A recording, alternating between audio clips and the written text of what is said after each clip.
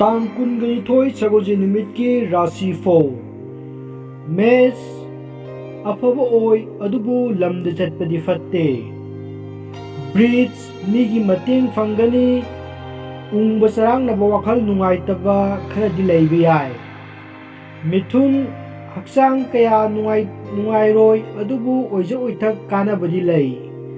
कर्कट पंदुना लैबा सेल फंगनी ओइजे ओइथक कानाबा लै सिंह राशि इमुंग मनुंग इंग तपकनी उंग बसरांग नबा वखल नुंगाइतबा खरदि थोकपा याय कन्या राशि मरुप मपांग मरी फत्ते कया फब यौदे तुला राशि वखल लौसिंग थोकते मांगदना अमा तुंगदना अमा गांगनी वृश्च राशि मीने इकाई खुमनई इज्जत सम्मान हेंगतली लमदगी पाव तागनी धनु राशि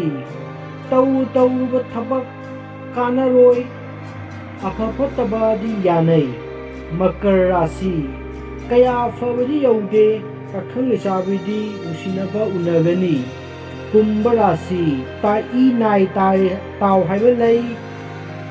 अफब कया फत यानै मीना राशि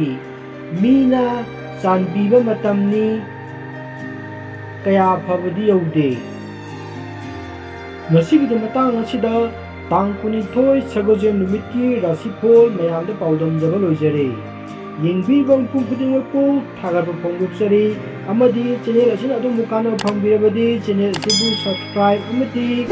bell notification icon nambiduna channel asibu support tobiyu।